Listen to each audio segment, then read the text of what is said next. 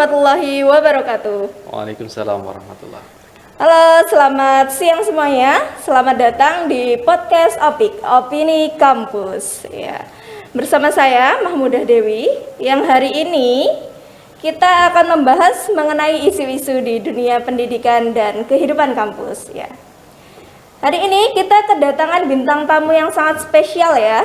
Ya, hari ini kita kedatangan bintang tamu Mas Dekan kita. Bapak Singgi Subiantoro MPD. Selamat siang Pak Singgi. Selamat siang ya, Mbak Mahmudah. saya panggilnya ini Pak apa Mas ini ya? Mas boleh. Mas boleh ya. Baik.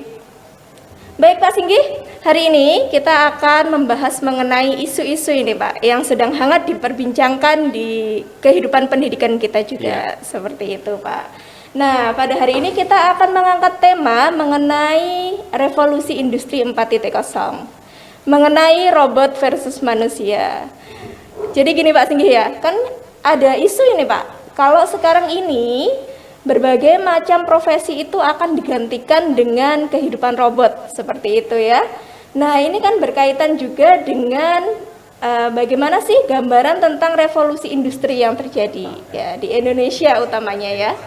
Nah menurut Pak Singgi sendiri, bagaimana tanggapan Bapak mengenai revolusi industri ini? Mohon izin buka masker Bu. Oh iya baik. Sekarang kita boleh buka masker ya. Karena sudah vaksin ya, sudah vaksin, sudah swab juga kemarin. Sesuai protokol ya.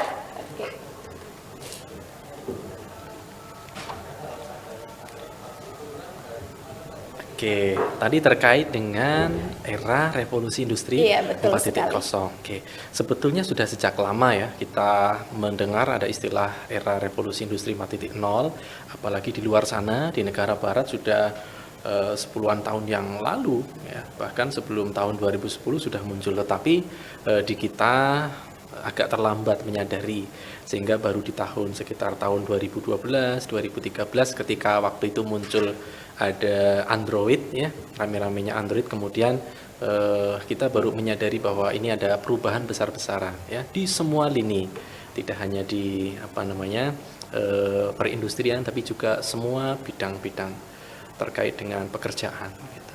Nah, era revolusi industri 4.0 ini sendiri itu sebetulnya perkembangan ya, ada tahapan dari mulai era revolusi industri 1 di mana semua teknologinya masih teknologi manual ya, tenaga air, tenaga angin, kemudian berubah menjadi era revolusi industri 2.0 di mana sudah ada tenaga uap, kemudian tenaga matahari ya dan seterusnya.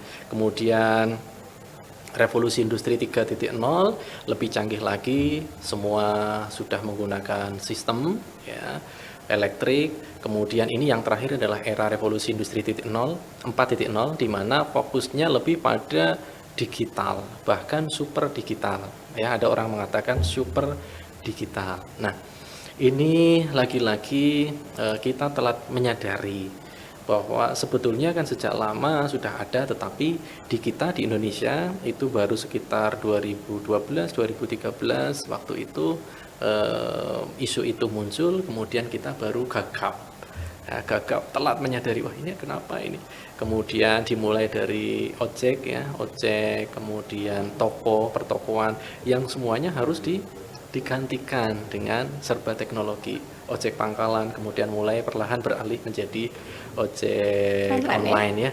Kemudian ada pertokoan, itu sudah mulai berganti menjadi toko online ya, ada banyak marketplace. Nah, lalu kemudian dari perkembangan itu berlanjut sampai pada puncaknya ketika pandemi 2020 awal ya, sekitar bulan Maret 2020 itu isu COVID-19 muncul.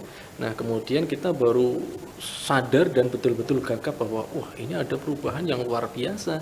Mau tidak mau, siap tidak siap, kita harus mengubah semuanya. Kebiasaan, paradigma, termasuk beberapa budaya harus kita ubah ya karena teknologi itu. Ya, seperti itu kira-kira. Ya, baik.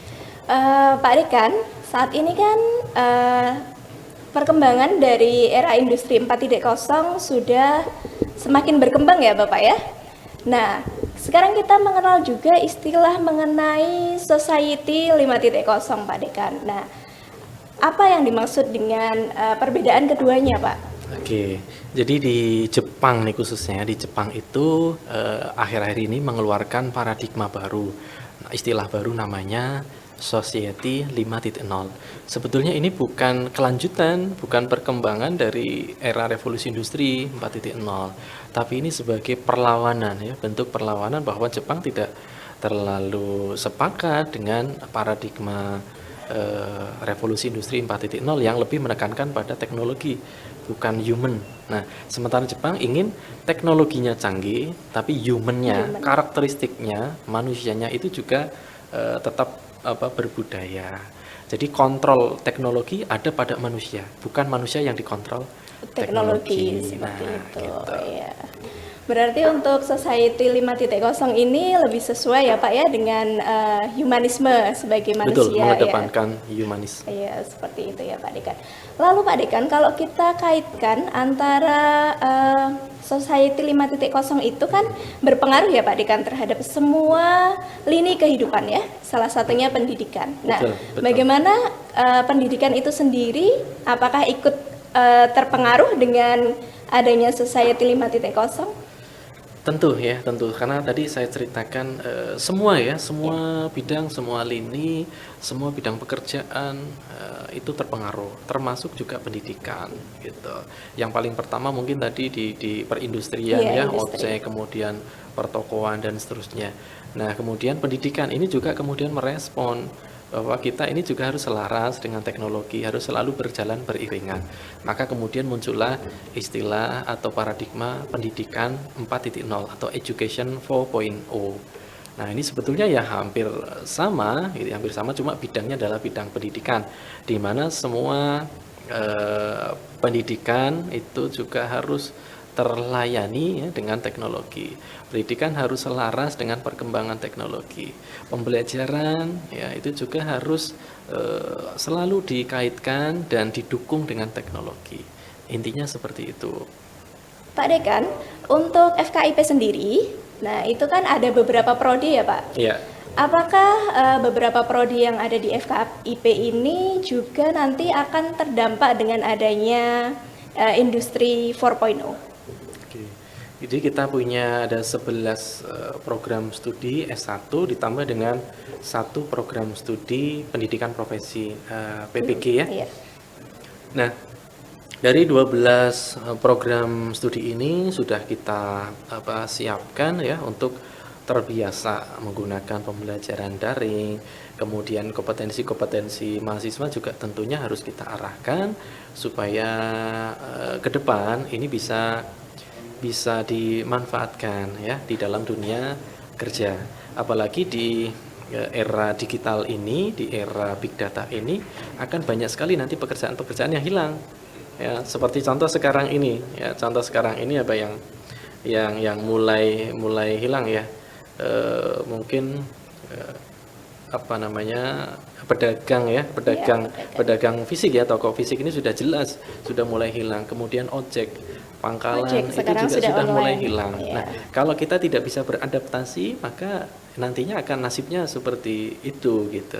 Nah, maka dunia pendidikan, prodi-prodi kita juga harus menyiapkan anak didik, para mahasiswa kita, lulusan kita untuk bisa nantinya bisa beradaptasi dengan era big data ini. Contoh apa?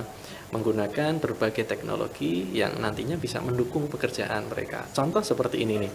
Podcast ya, kelihatannya sederhana seperti ini, tapi ini salah satu kebutuhan di masa sekarang dan masa yang mungkin akan datang yang perlu dimiliki kemampuan-kemampuan seperti ini oleh para mahasiswa, yang kameramen, yang konten kreator, fotografer ya, videografer, kemudian editing video, kemudian yang lainnya banyak sekali ya kemampuan yang pada zaman dulu mungkin tidak terlalu dilirik. Nah, tidak ada pekerjaannya konten kreator gitu kan, YouTuber kan nggak ada. Tapi sekarang Baru mulai sekarang luar muncul. biasa sekarang ini, dan bahkan bisa mendapatkan penghasilan yang jauh lebih banyak daripada pekerjaan-pekerjaan yang kelihatan gitu ya secara fisik. Begitu. Jadi semua prodi ini nantinya akan bisa berpeluang untuk bersaing di dunia nasional maupun di dunia global terkait dengan khususnya pemanfaatan IT gitu ya. Jadi ketika para lulusan kita prodi apapun tidak masalah, punya selain kompetensi keilmuan atau bidang studi juga punya literasi data, literasi teknologi, literasi human. Nah, itu nantinya bisa kan intinya kemungkinan atau diprediksi nantinya akan bisa beradaptasi dan bisa bersaing ya, di dunia kerja yang akan datang khususnya era digital. Berarti semua prodi masih berpeluang ya Pak ya untuk sama, bisa peluangnya sama profesinya semuanya. Sekarang tetap apalagi eksis ya, gitu. betul, apalagi sekarang dengan MBKM ini kan Iya. sifatnya lintas Lintas ilmuwan, universitas, multidisiplin iya, ilmu, multidisiplin. lintas prodi, kita bisa belajar di prodi manapun di universitas kita, bahkan kita bisa belajar di kampus manapun di Indonesia bahkan luar negeri, tidak ada masalah gitu. Jadi misalnya kita kuliahnya di Uniped tapi ngambil di UGM, ngambil di UNS dimanapun bisa sekarang ini gitu. Keilmuannya nanti bisa multi talent gitu ya. Oh ya, baik Pak Dekan. Untuk selanjutnya Pak, kalau misalkan kita ada pertanyaan prodi apa yang nantinya paling dibutuhkan di kehidupan super digital ini? Oke. Kalau menurut saya program studi atau bidang keilmuan ya nampaknya tidak terlalu dipermasalahkan ya ke depan, karena yang nantinya akan dicari oleh para industri gitu ya, para pelaku industri itu lebih pada kompetensi spesifik ya, keterampilan apa sih yang dimiliki gitu ya, misalnya katakanlah lulusan bimbingan konseling itu punya keahlian tambahan apa selain menjadi konselor atau menjadi guru BK gitu ya, punya skill apa nih, kemampuan komunikasinya bagaimana, literasi data, literasi teknologinya seperti apa, itu yang justru nantinya akan banyak dipertanyakan atau dibutuhkan. Jadi prodi apapun semuanya berpeluang. Tidak ada prodi yang tren, tidak ada prodi yang kurang tren. Selama punya keahlian tambahan, terutama di bidang informasi dan teknologi, itu ke depan akan sangat dibutuhkan. Oke, pertanyaan terakhir Pak Dekan. Kalau ini kan kita sedang berbicara terkait dengan profesi yang mungkin digantikan dengan robot Pak Dekan. Nah, salah satunya itu katanya ASN itu juga mau digantikan dengan robot. Menurut Pak Dekan sendiri, mungkin nggak sih guru itu digantikan dengan robot seperti itu? Ada beberapa pekerjaan yang digantikan ya, misalnya cleaning service sudah betul. ada robot untuk teller bank itu juga bisa sekarang. Untuk ngepel nyapu gitu ya. Nah, tapi untuk guru ini beda kasus ya. Guru ini tidak hanya sekedar mengajar.